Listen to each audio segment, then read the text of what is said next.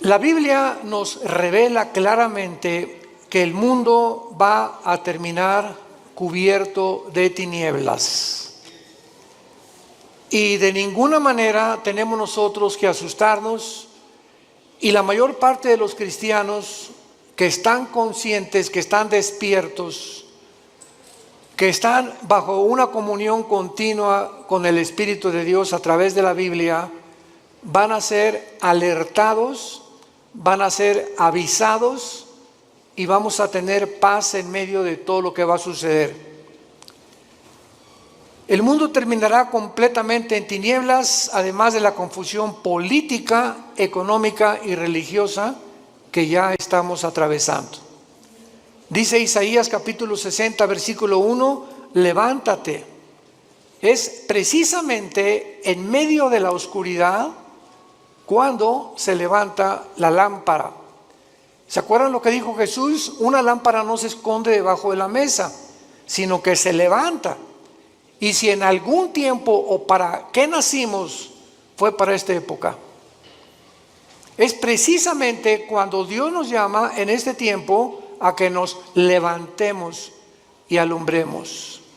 Levántate, resplandece, porque ha venido tu luz y la gloria de Jehová ha nacido sobre ti. He aquí que tinieblas cubrirán la tierra y oscuridad a las naciones, mas sobre ti amanecerá Jehová y sobre ti será vista su gloria. Mientras más oscuro, más fuerte la luz. En una oscuridad tremenda, un cerillo que prendas se ve a grande distancia. Así que tenemos que estar conscientes de eso. Pero lo más trágico es que estas tinieblas también alcanzarán la iglesia. Y vamos a ver de qué forma también los últimos tiempos que estamos viviendo, la oscuridad aumentará dentro de muchas iglesias, y voy a definir y a explicar claramente a qué iglesias se refiere la Biblia. Jesús dijo en Mateo 24:12, por haberse multiplicado la maldad, el amor se enfriará. Y no está hablando de los no cristianos, está hablando a los cristianos. Dios no espera que haya amor fuera de la iglesia, porque el mundo está completamente bajo el maligno. Por haberse multiplicado la maldad, por tantas cosas que están pasando, el amor de muchos cristianos se va a enfriar unos con otros. Habría frialdad, habría distanciamiento, y esto es lo más peligroso que podemos nosotros atravesar. Isaías 24, versículos 5 al 6, describe el mundo en los últimos tiempos. La tierra será enteramente vaciada y contaminada. Se destruyó, cayó la tierra, enfermó, cayó el mundo, enfermaron los altos pueblos de la tierra. Y a continuación del versículo 5 de Mateo 24 nos da 3 razones por las cuales el mundo ha llegado al punto donde nos encontramos, donde la ciencia, escuchen, ya no es ciencia. Cuando la misma ciencia dice que hay más de 3 o 4 géneros, es cuando la ciencia dejó de funcionar. Porque la biología y la genética nos dicen que solamente hay varón y hembra. Si tienes las cromosomas Y, eres varón. Si tienes las cromosomas XX, eres hembra, eres mujer. ¿De dónde pues están fomentando 3, 4, 5, 6, 7 géneros? ¿Dónde está eso? ¿En la biología o en la genética? Ya no en la Biblia. ¿Cómo es posible que haya el mundo llegado a aceptar esto? Así de loca está la ciencia, se corrompió la ciencia. Los sistemas políticos han fracasado todos. 1991 el comunismo cae. Después de más de 60, 70 años, que fue un fracaso donde quiera que se practicó esta ideología, y el mundo continúa desenterrando esta ideología en los tiempos que vivimos, porque ya no encuentran los gobernantes qué sistema usar para gobernar el mundo. O sea, la política está completamente loca. ¿Qué acaso la historia nos enseña que debemos aprender de la historia o no aprendemos de la historia? Pues parece que esto es lo que ha sucedido. porque hemos visto un ejemplo en esta ideología que no funcionó. ¿Por qué entonces somos tan tercos de volver a desenterrarla? ¿Por qué la genética descubierta en 1954, el ADN, se comprueba científicamente que es imposible la teoría de la evolución? ¿Por qué seguimos insistiendo en enseñarles a nuestros hijos que venimos de chita, que somos el producto accidental de los animales? ¿Por qué son tan tercos los maestros universitarios cuando la misma ciencia contradice? Genéticamente es una imposibilidad la teoría de la evolución. Físicamente, la segunda ley de la termodinámica postula que todo tiene que llevar a una decomposición, a un deterioro. ¿Por qué se sigue enseñando entonces? ¿Cuál evolución? La biología enseña que los aminoácidos, que son los ladrillos de la vida, determinan que es imposible que una ardilla se convierta en conejo, ni un rinoceronte en un caballo. Hemos llegado, damas y caballeros, santos de Dios, a la locura total del mundo. El mundo está loco, loco, loco.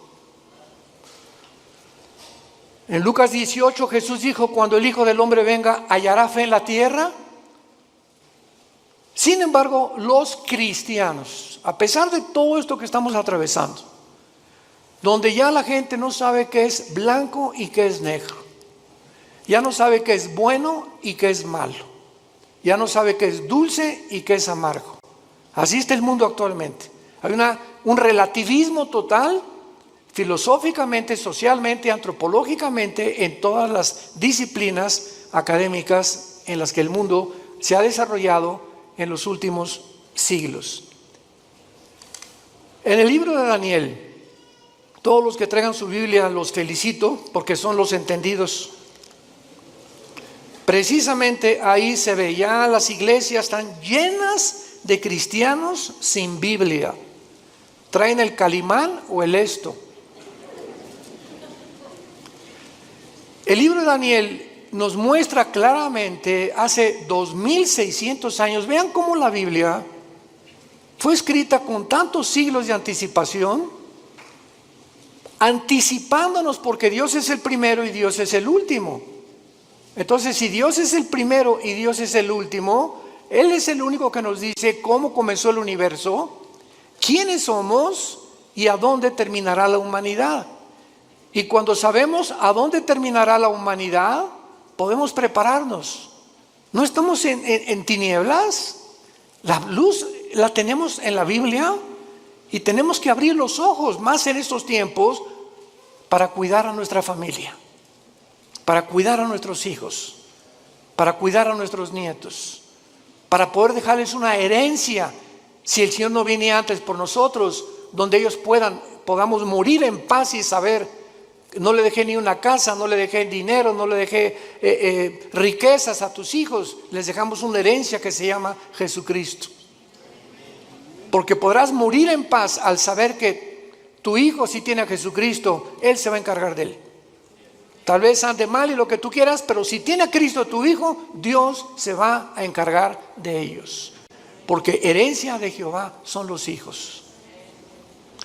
Dice en Daniel capítulo 12, hace 2600 años, hablándonos cómo va a terminar el mundo, dice el versículo 3: los entendidos resplandecerán como el resplandor del firmamento, y los que enseñan la justicia a la multitud como las estrellas de perpetua eternidad.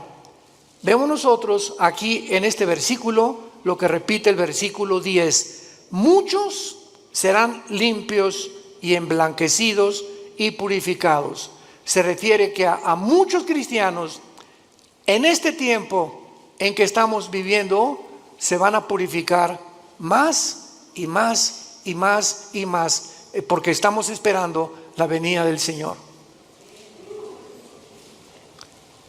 Y dice a continuación: los impíos procederán impíamente, y ninguno de los impíos entenderá, pero los entendidos comprenderán. Dos veces el Espíritu Santo profetiza que en este tiempo los únicos que van verdaderamente a vivir sin temor, a vivir victoriosamente, a vivir levantando la luz de Cristo, son los entendidos.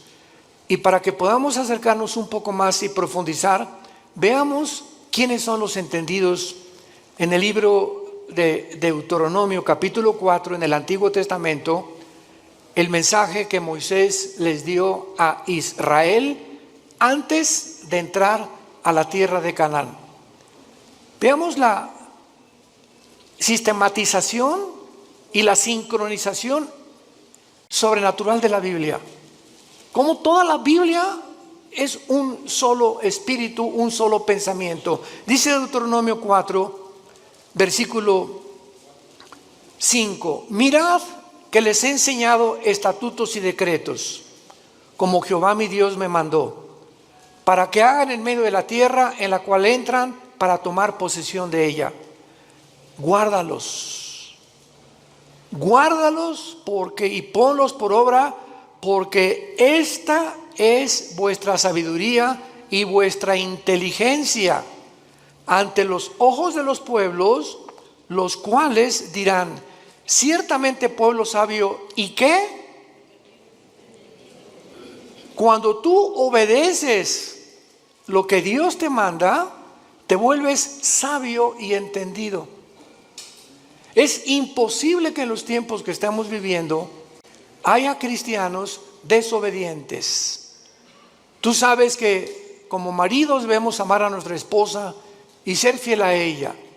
Como mujeres tienes que respetar a tu esposo y velar y orar por él. Como hijos, respetar a vuestros padres, porque es la primera bendición con promesa. Y cuando nosotros las cosas esenciales de la Biblia las comenzamos a vivir, entonces va a haber sabiduría para actuar. Y nos vamos a volver entendidos. ¿Por qué? Porque prestamos atención. En una escuela, ¿quiénes son los que sacan buenas calificaciones? ¿Quiénes son los alumnos? Los que siempre están poniendo atención a lo que el maestro está enseñando, ¿verdad? Pero los que están con el avioncito y por aquí, por allá, y platicando con Rosita, y picando, y Pepe, Juan, Juanito, ponme atención, Pepito. Esas personas, esos estudiantes, cuando llegan los exámenes, porque nunca estuvieron atentos a lo que se les explicaba, van a reprobar. Estos son los entendidos, los que están poniendo atención a lo que Dios les dice. Y lo vemos también en Mateo 24, y entendemos ahora, Mateo 24, las palabras de Cristo en esta historia que Él da acerca de los tiempos de Noé. Dice Mateo 24, 37, mas como en los días de Noé, así será la venida del Hijo del Hombre. Porque como en los días antes del diluvio estaban comiendo y bebiendo, casándose y dándose en casamiento, hasta el día en que Noé entró en el arca. Escuchen. Y no entendieron. Vean el énfasis que pone Cristo en una generación, de todas las generaciones que ha habido en la historia. No pone la generación de David, ni pone la generación de Sansón, ni pone la generación. Cristo escoge una generación específica. Y lo que más enigmático hay en esta explicación de Cristo es que Él no dice, como en los días antes del diluvio estaban fornicando, prostituyéndose, secuestrando y violando. ¿Ya se fijaron los ejemplos que da Jesús? ¿Por qué Jesús nos dice cosas que no son pecado? Jesús cita que en los tiempos de Noé la gente estaba comiendo. ¿Qué es pecado comer? No. Estaban bebiendo. ¿Es pecado beber? Tampoco. Casarse, menos. Dichosos los que se casan, pero unidos por el Espíritu de Dios. ¿Por qué Cristo usa estos ejemplos que no son pecaminosos? Y dice, y no entendieron, porque en los tiempos que vivimos se va a repetir. La gente va a comer, va a beber y se va a casar, y no hay nada malo en eso. ¿Cuál es el problema? Que no han entendido que no comen, ni beben, ni se casan, sabiendo que Dios es en primer lugar en sus vidas, nunca entendieron que era Dios lo más importante de sus vidas. Así era en los tiempos de Noé, se olvidaron de Dios. Entonces no hay nada malo que te cases, no hay nada malo que vivas, no hay nada malo que compres, no hay nada malo que tengas un Lamborghini aquí estacionado afuera del edificio, o que tengas una casa de 5 millones de pesos, o que tengas un taller de carpintería y que no hayas progresado. No hay nada de malo en eso. Lo malo es que en medio de todo lo que tú estás viviendo, Dios sea en tu vida la segunda o la tercera parte de tus prioridades. No entendieron. ¿Y cuántos ahorita tienen a Dios en primer lugar? Es cuando tienes a Dios en primer lugar en tu vida, cuando te levantas y lo primero que haces es venir a este libro en las mañanas y comenzar a leer los salmos, proverbios, hincarte y llorar con Dios y buscar en las escrituras, porque el poder, lo compartimos ayer en el coffee break, la Biblia tiene un poder que no tienen los libros de Platón, ni de Aristóteles, ni de Mahatma Gandhi, ni de Confucio, ni de Buda, porque son libros que si lees Aristóteles y Platón, pues te da intelectualidad, y si lees a Mahatma Gandhi y a Confucio te da altruismo, y si lees libros de nutriología te da capacidad para cuidar tu cuerpo, pero ninguno de esos libros te cambia. Ninguno cambia tu vida, sigue siendo lo mismo, más inteligente o más intelectual, mejor cuidas de tu cuerpo, pero tu espíritu es el último lugar. Cuando vienes a la Biblia te cambia. Tiene el poder. Jesús dijo: mis palabras son espíritu y son vida. La Biblia tiene el poder de transformar nuestra vida interior. Dice Pablo en 2 Corintios capítulo 3, mirando cara a cara, somos transformados por el Espíritu de Dios. Mirando, somos transformados. Al mirar la Biblia, al tener contacto con la Biblia, al meditarla, al estudiarla, al memorizarla, algo entra a tu vida que sin que te des cuenta, como una planta la riegas, el agua que le pones en la planta comienza a crecer de una forma invisible hasta que sale el tallo a la superficie. Tú sigue leyendo la Biblia, sigue memorizándola, sigue teniendo con Dios a través de la Biblia, porque no hay contacto con Dios fuera de la Biblia. Mis palabras son espíritu y son vida, dijo Jesucristo, Juan 5:39. El que quiera conocer la voluntad de Dios, dijo Jesús, conocerá si mis palabras son mías y mi doctrina es mías. Porque el que busca su propia gloria es porque él quiere alabarse y glorificarse. Pero yo he venido a buscar la gloria de mi Padre, el que me envió. Y las palabras que hablo son de mi Padre. Las obras que hago son de mi Padre. Y las cosas que os digo, mi Padre me las enseñó primero a mí, para que ustedes, yo, el instrumento de mi Padre, los guíe al cielo. Porque nadie puede conocer al Padre más que a través del Hijo. Nadie puede conocer a Dios si antes no conoció a Jesucristo. Es bien importante esto. ¿Quieres conocer a Dios? Primero tienes que conocer a Jesús. Porque Dios el Padre envió a su Hijo para que Él nos enseñara quién es el Padre. Nadie puede decirte cómo es Dios. Ni Buda, ni Confucio, ni Mahatma Gandhi, ni Aristóteles, ni nadie más que Jesús. Ahora muy bien, con esta introducción, dentro de las enseñanzas, doctrinas que más confusión existen actualmente es ¿qué significa la palabra iglesia? Esto es increíble. ¿Qué significa cuando decimos vamos a la iglesia? O la iglesia de Jesucristo, o la iglesia apostató, etcétera, etcétera.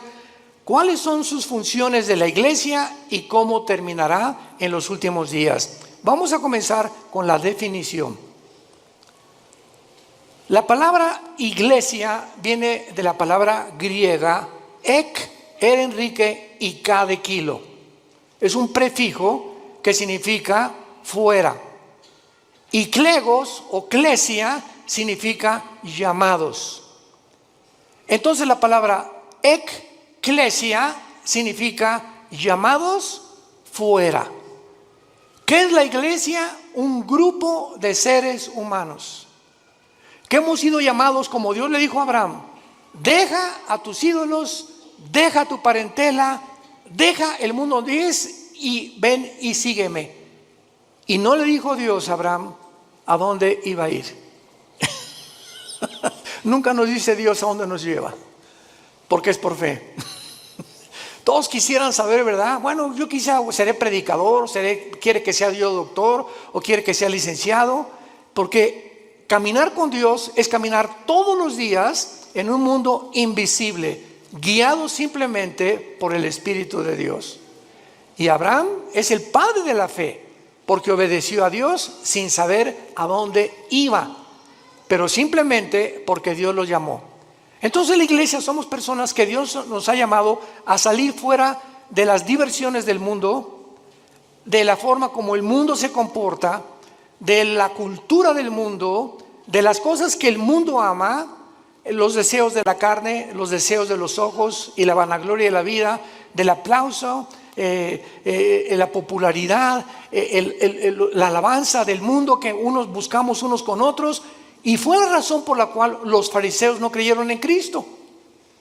Dice la Biblia que los fariseos no creyeron en Cristo porque amaban más la gloria del mundo que la gloria de Dios. Entonces Dios nos llama y nos saca, no físicamente, nos saca del mundo, entiéndalo, espiritualmente. Veamos este ejemplo en Juan 17, de qué forma el apóstol Juan lo define. Juan 17, versículo 14 y 15. Es Jesús en su última oración sacerdotal. Al otro día Jesús iba a morir en una cruz. Y estas se pueden considerar como sus últimas palabras o la última oración que él le hace al Padre. Versículo 17, versículo 14, perdón, capítulo 17 de Juan, versículo 14 en adelante. Y dice Jesús, le está hablando a su papá, al Padre: yo les he dado tu palabra. ¿Qué nos dio Jesús? ¿Qué nos dio Jesús? ¿Qué nos dio Jesús? Esto es lo que nos dejó Jesús. Imagínense la importancia que tiene nuestro contacto diario con la palabra. Yo les he dado tu palabra y el mundo los aborreció, porque no son del mundo. ¿Qué definición y qué revelación más extraña? ¿Somos extraterrestres entonces? Así es. Porque físicamente estamos en un mundo que no es de nosotros.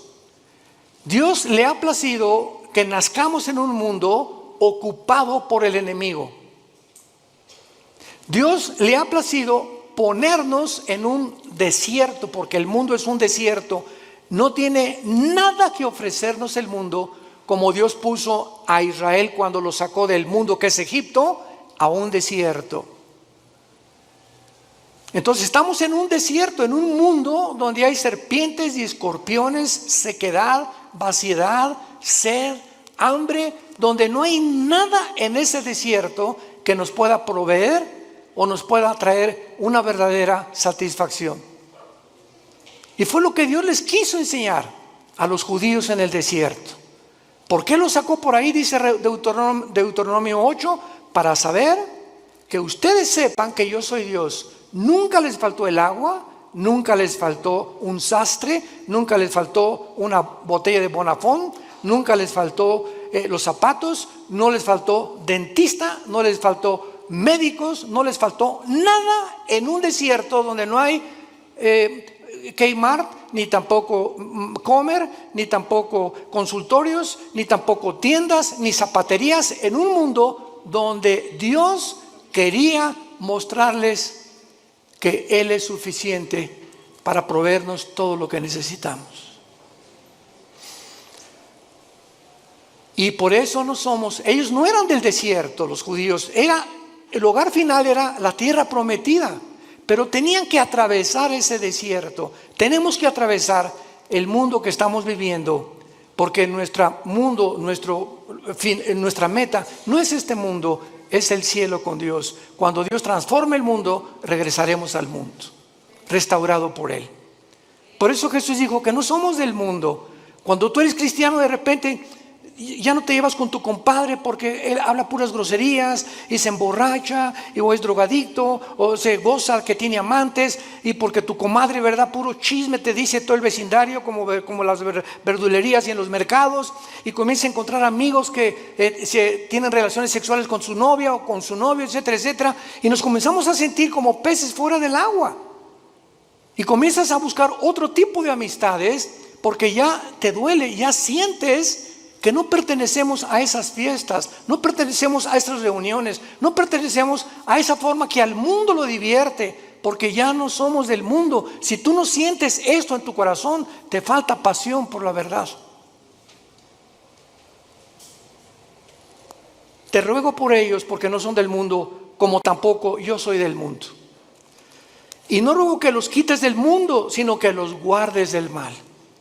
Muy fácil, ¿verdad?, que Dios viene por nosotros, pero Él no tiene ese propósito. Él quiere que mientras atravesemos este desierto, que ya vamos al final, ya estamos a punto de entrar a la tierra de Canaán, a la promesa de la tierra prometida que Dios tanto prometió en el Antiguo como en el Nuevo Testamento. Estamos a punto, hermanos, de cruzar el río Jordán. Estamos a punto de cruzar el río Jordán, y recordemos algo, que esa generación no entró a la tierra prometida, se murieron en el desierto. Estamos hablando más de 1,5 millones de seres humanos que nunca quisieron obedecer a Dios, siempre quejándose. ¿Y por qué no tenemos agua como en Egipto? Y en el mundo se divierte más. ¿Y por qué no tenemos las diversiones del mundo? Regrésanos a Egipto, Moisés. Ya Moisés los tenía hasta el gorro, al grado que se desesperó tanto Moisés cuando golpeó la piedra 3 veces, que Dios le dijo: no vas a entrar a Canaán, vela desde lejos y cuando te mueras la vas a ver. ¿Cómo aguantó Moisés a casi 2 millones de cabritos? Porque no eran ovejas. Fue la generación que siguió de ellos los que entendieron y entraron por Josué a la tierra de Canaán. Vemos pues nosotros en 1 de Juan capítulo 4, en el Nuevo Testamento, de qué manera el apóstol Juan continúa hablándonos acerca de qué diferencia hay en los cristianos y el mundo. Dice 1 de Juan 4, 5 y 6. Hijitos, les está hablando a nosotros, a los cristianos. Ustedes son de Dios y los habéis vencido, porque mayor es el que está en vosotros que el que está en el mundo. Ellos, la gente que no es cristiana, ellos son del mundo, por eso hablan del mundo, y el mundo los oye, sus canciones, sus versículos, sus teatros, sus películas. El mundo está feliz con este tipo de personas. Nosotros somos de Dios. El que conoce a Dios nos oye. El que no es de Dios no nos oye. En esto conocemos el espíritu de verdad y el espíritu de error. Un cristiano, cuando tiene el Espíritu Santo, ya discierne: lo que estoy oyendo, ¿de dónde viene? ¿Del mundo o viene de arriba? Cuando tú pones más atención a canciones, ¿verdad?, artistas mundanos, que a las cosas de Dios, es porque tienes tu corazón en el mundo todavía. No has sabido aislarte, ni has sabido hacer a un lado las cosas del mundo. Dice claramente también en 1 Juan 5:19 que el maligno está al control del mundo entero. Muy bien, entonces, en otras palabras, para concluir, la iglesia cristiana consiste en seres humanos. Tú y yo tenemos un llamado. Qué privilegio que Dios nos haya escogido. Qué privilegio que Dios me haya llamado entre mis amigos que yo tenía antes de convertirme. De muchos familiares míos que no los llamó Dios como me llamó a mí. Qué privilegio tan grande. Qué privilegio tan grande. Que para vivir siempre en humildad, dándole gracias a Dios, llorando por el privilegio que Dios nos llamó. El creador de los cielos y la tierra te dijo: Pepe, ven, quiero darme a conocerte, quiero que sepas quién soy, Quiero que sepas que tienes un plan. Quiero que sepas que nunca te voy a dejar, nunca te voy a abandonar. Aunque andes en valle de sombra y de muerte, aunque pases por ese desierto, yo estaré contigo. No temas. No temas, y aun cuando mueras, continuarás comiendo en mi mesa. Como les dijo Jesús a los discípulos antes de morir: este vino y este pan que como con ustedes, no lo comeremos hasta el día en el cielo de nuestra boda del Cordero. Jesús sabía que a las 9 de la mañana lo iban a crucificar el día anterior, y fue la última cena. Jesús sabía cuándo iba a morir, y Jesús sabía que lo que iba a comer lo iba a volver a comer algún día, diciéndose a los discípulos: pero no se pongan tristes ni se perturbe su corazón, nos vamos a volver a ver. Esta es la esperanza a la que Dios nos ha llamado a todos los que Dios ha escogido para seguirle. Ahora veamos el origen de la iglesia. La iglesia no existía en el Antiguo Testamento. Esto es básico en la teología cristiana. Ustedes que ya están en teología. La iglesia no existía en el Antiguo Testamento. Veamos en Efesios capítulo 3 cómo Pablo nos lo revela. Efesios capítulo 3. Versículo del 1 al 6. Por esta causa yo, Pablo, prisionero de Cristo y Jesús por vosotros, los gentiles, si es que habéis oído de la administración de la gracia de Dios que me fue dada para con vosotros, que por revelación me fue declarado el misterio, como antes lo he escrito brevemente, leyendo lo cual pueden entender cuál sea mi conocimiento en el misterio de Cristo. Misterio que en otras generaciones, está hablando del Antiguo Testamento, no se dio a conocer a los hijos de los hombres, como ahora es revelado a sus santos apóstoles y profetas por el Espíritu. ¿Cuál es este misterio, Pablo? Versículo 6, que los gentiles son coherederos y miembros del mismo cuerpo y copartícipes de las promesas de Cristo por medio del Evangelio.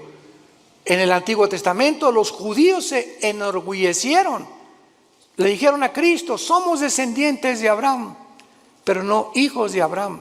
Descendían genéticamente, pero nunca se habían convertido al Dios verdadero. Entonces, qué maravilloso que ahora los judíos, fue un caos en el libro de los Hechos, que de repente los gentiles, los que no eran judíos étnicamente, comenzaban a convertirse. Y esto causó hasta pleito entre Pedro y entre Pedro y entre Juan y entre Santiago y entre los apóstoles de Cristo, porque decían: es que no podemos ni sentarnos a comer con los gentiles. Este concepto tenían de los gentiles, que no eran los cristianos. Y ahora el misterio, en Hechos 10 se hace una reunión con todos los apóstoles, Santiago y Pedro la presiden y dictan este decreto.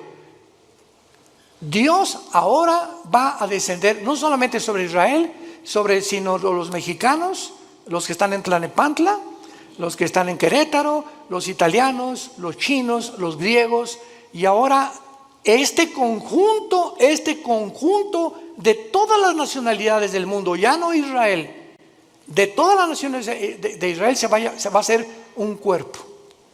Para que lo podamos entender, Cristo es la cabeza, y va a haber cristianos que son la mano, otros la nariz, otros la boca, otros el pecho, otros las piernas. Somos como un cuerpo. Pero así como la nariz le dice a la oreja: tú no hueles como yo, la oreja le va a contestar: ni tú oyes como yo, menso. Para que no haya, dice 1 Corintios 12, desaveniencia entre nosotros, y nunca nos enorgullezcamos de que alguien tiene más que otros. Esta es la razón por la cual en la iglesia hay denominaciones: bautistas, presbiterianos, nazarenos, Vida Nueva para el Mundo, carismáticos, pentecostales, etcétera, etcétera.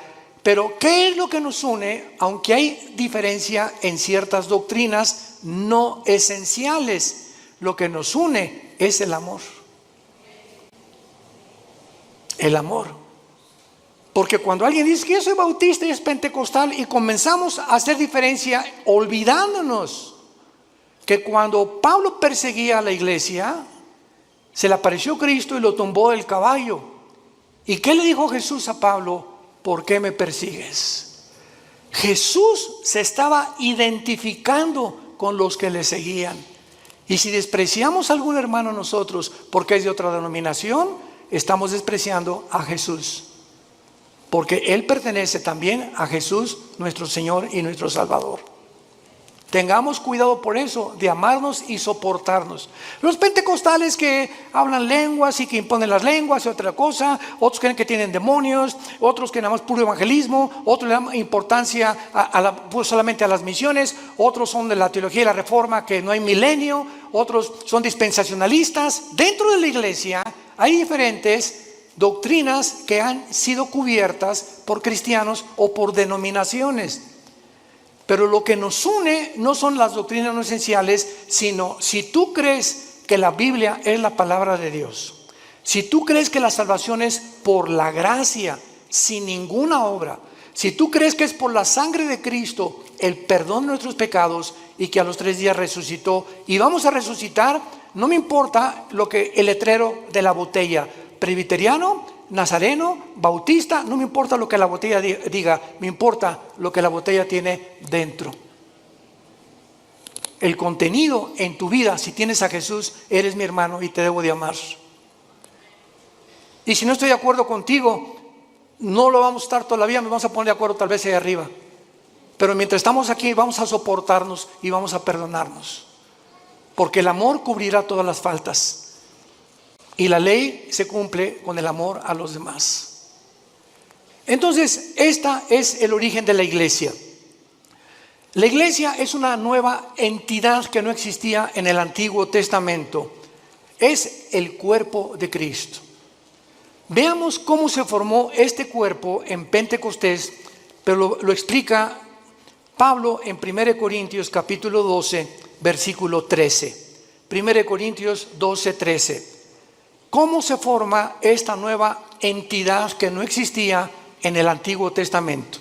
Dice así: porque por un solo espíritu fuimos, ¿cuántos? Todos bautizados en un cuerpo. ¿Cuál es el cuerpo? El cuerpo de Jesucristo.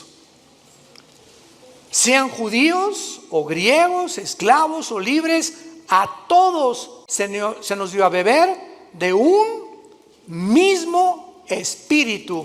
Esto se llama el bautismo del Espíritu Santo. En el momento en el que tú recibes a Cristo, el momento que ayer tuvimos 40 y tantas decisiones ayer, fue una bendición el coffee break, démosle gracias a Dios y oremos por estas 42 decisiones que ayer pidieron a Cristo entrar a sus vidas. En ese momento, ayer los que pidieron a Cristo, en ese momento, sin que ellos sepan, nacieron de nuevo. Algo extraño, espiritual, en el mundo invisible sucedió dentro de sus vidas, que fue sembrada una semilla que venía de aquí. Si no viene de aquí, tú no puedes nacer de nuevo. Dice 1 Pedro 1:23, siendo renacidos por la semilla incorruptible que es la palabra de Dios, y la fe es por el oír, y el oír por la palabra de Dios. Entonces, una semilla es sembrada y esa semilla tiene que ser regada, tiene que crecer. Si realmente está la semilla dentro de ti, tiene que crecer. Y el que puso esa semilla fue la Biblia y el Espíritu Santo. Él es el agente del Espíritu Santo el que pone esa semilla. Y cuando dice la Biblia que somos nacidos de nuevo, también somos regenerados. En el momento de la conversión, naces de nuevo. Sufres una regeneración, pasas de las tinieblas a la luz sin que todavía te des cuenta. Pasas de la muerte, donde tú te encontrabas separado de Dios, ahora a volver a vivir espiritualmente. Estabas muerto espiritualmente, ahora vas a vivir espiritualmente. Y además ahora vas a formar parte del cuerpo de Cristo mediante el bautismo del Espíritu Santo. La palabra bapto en el griego, bautismo, significa identificación, unión o amalgamiento. O sea, el Espíritu Santo agarra a Pepe, Aquí está Cristo. Vean esto. Esto es un misterio impresionante descrito en Efesios 5. El Espíritu Santo agarra a Pepe y lo pega, lo une al cuerpo de Cristo. Y este cuerpo que estamos en Cristo no existía antes en el Antiguo Testamento, porque no había formado. Cristo ni el Espíritu Santo había descendido para morar permanentemente en los hombres. En el Antiguo Testamento el Espíritu Santo venía sobre Sansón. Muchos creen que Sansón tenía así músculos como Rambo, ¿verdad? Pero, o sea, entonces le atribuiríamos la fuerza a sus músculos. Pero Sansón era como común y corriente. Pero cuando el Espíritu Santo venía sobre Sansón, la fuerza de Sansón no era muscular, la fuerza de Sansón era espiritual. Y agarraba a los leones como si fueran cabritos. Cargó una puerta de casi 200 kilos. Y mató a más de 150, 200 filisteos con la quijada de un burro. Pero en el momento en que Sansón se fue tras Dalila, ¿saben lo que significa Dalila? La que debilita. Una mujer es capaz de debilitar a cualquier hombre. Cuidado, varones. Sansón se olvidó de Dios y de los mandamientos de Dios. Fue seducido por Dalila. Y cuando Sansón le dice a Dalila, agarra mi pelo, ¿verdad? Y peíname, ella le corta el pelo, porque Dios le puso el símbolo de su fuerza en su pelo. Y cuando Sansón se despierta, todo esto está en el libro de los números, de los jueces en el Antiguo Testamento, capítulo 13. Sansón, lo agarran los filisteos y lo amarran, y Sansón ya no pudo romper las lianas. Y dice la Biblia, porque no sabía que el Espíritu Santo lo había abandonado. Cuando David tenía el Espíritu Santo, escribió el Salmo 22.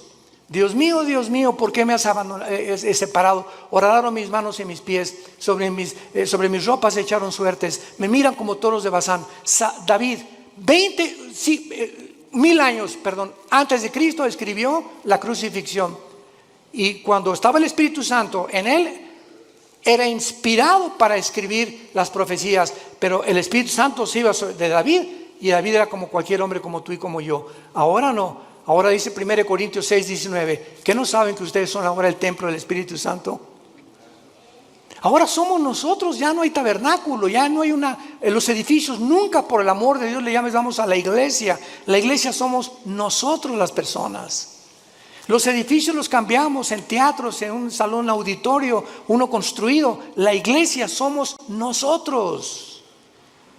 No hay, vamos al templo, otros dicen pásenle al altar, por el amor de Dios.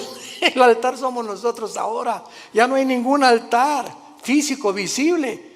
Ahora somos nosotros el altar de Dios, porque el altar de Dios donde se ofrecen sacrificios, ahora tú los ofreces espiritualmente, ya no físicamente, matando un borrego o un cordero. ¿Me van entendiendo?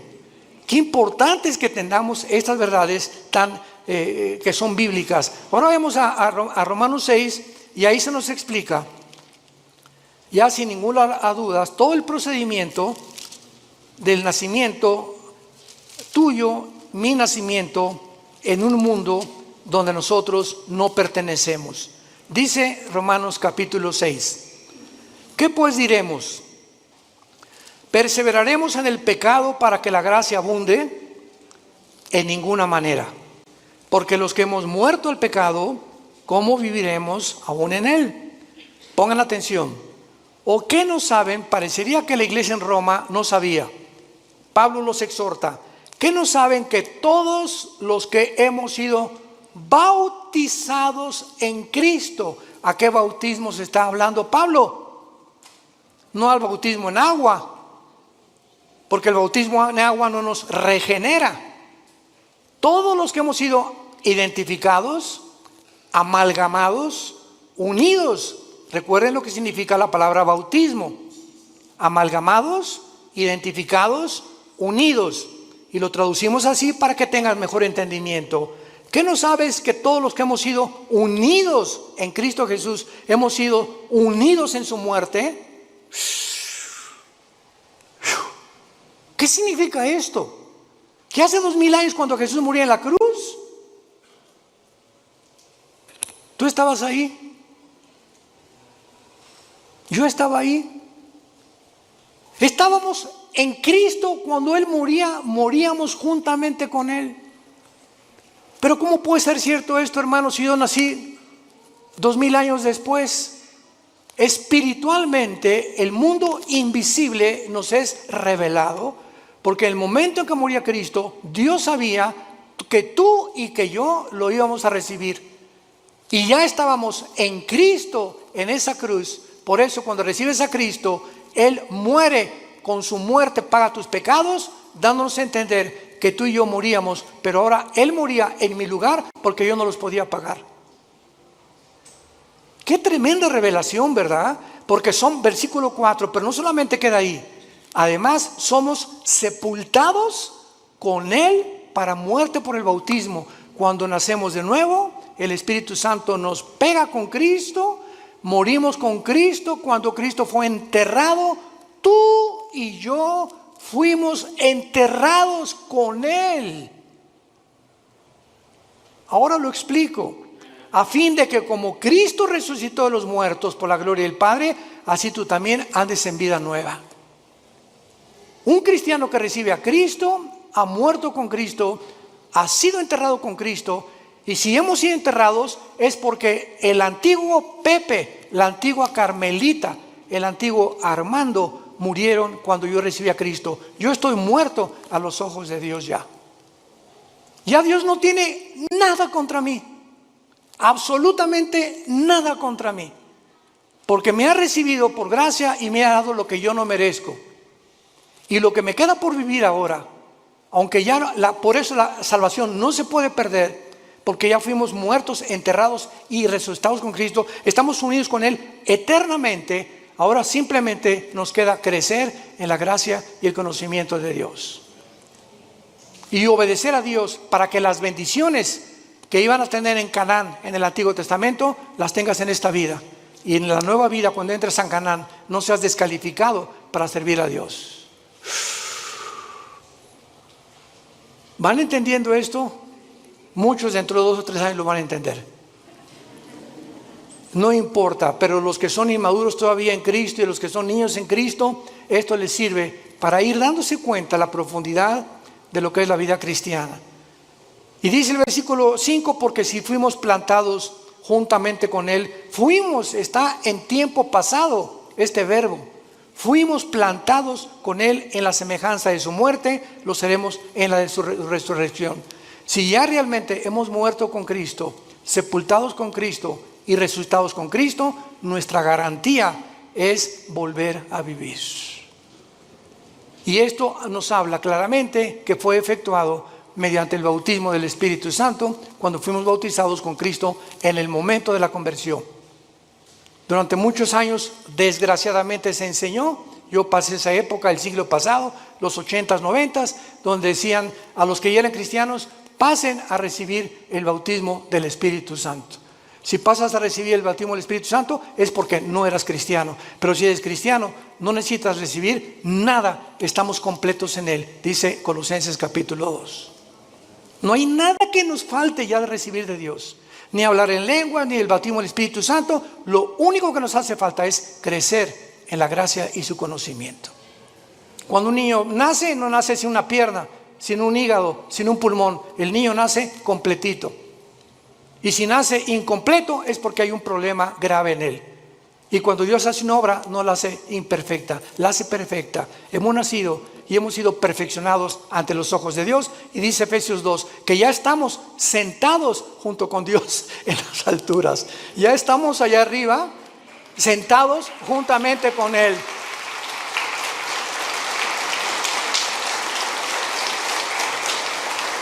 Te damos gracias, Señor, en esta mañana por tu palabra. Porque por un solo Espíritu todos hemos sido bautizados, identificados, amalgamados, unidos al cuerpo de tu Hijo Jesucristo. Te damos las gracias porque Él ahora es nuestra cabeza y nosotros miembros unos de otros en particular, para que no haya desaveniencia entre nosotros y podamos amarnos y soportarnos como nosotros lo debemos hacer por amor a tu muerte en la cruz. Te damos gracias, Señor, porque estamos en un mundo infectado, enfermo, que se están autodestruyendo los seres humanos a nuestro alrededor. Y ahora nuestro deber es alumbrarlos, sacarlos de la podredumbre donde se encuentran, del pecado donde han vivido, mostrándoles que tu gracia es más que suficiente para transformar la vida de cualquier persona que quiera obedecer a la fe, obedecer el Evangelio. Oramos al Dios y Padre de Jesucristo nuestro Señor, que nos ha hecho renacer para una esperanza viva por medio de la resurrección de Jesucristo entre los muertos. Que todos ustedes permanezcan fieles hasta el fin en la esperanza a la que todos hemos sido llamados. Que Dios les dé un espíritu de revelación, alumbrando los ojos de vuestro entendimiento, para que comprendan esta esperanza maravillosa que se llama Jesucristo. Él es nuestra esperanza bienaventurada. Y que conozcamos la supereminente grandeza del poder que lo levantó de los muertos, porque es el mismo poder que está actuando dentro de tu vida y de mi vida. Descubre este poder, hermano y hermana en Jesucristo. Descubre el poder inmenso que Dios nos ha dejado. Y mientras vivas creyendo y obedeciendo, Dios te levantará más pronto del lugar donde tú te encuentras, para que te conviertas en una antorcha en tu lugar de trabajo, en tu escuela o en tu universidad, y podamos guiar a la gente que queda y que va a recibir pronto al anticristo, arrebatarlos del fuego eterno por la gloria de Dios. Si alguna persona en esta mañana quiere recibir a Cristo por primera vez, ser unido con Él en su muerte, en su entierro y en su resurrección, dile estas palabras con todo tu corazón. Señor mío y Dios mío, perdona mis pecados.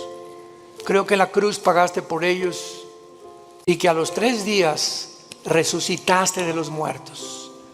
Y como creo que vives, Señor Jesús, ahora te pido en este instante a que entres a mi vida.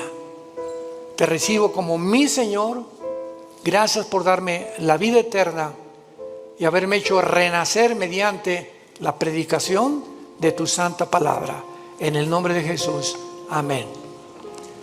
Gracias a Dios por este libro maravilloso. Gracias a Dios por la palabra de Dios. Gracias, Señor.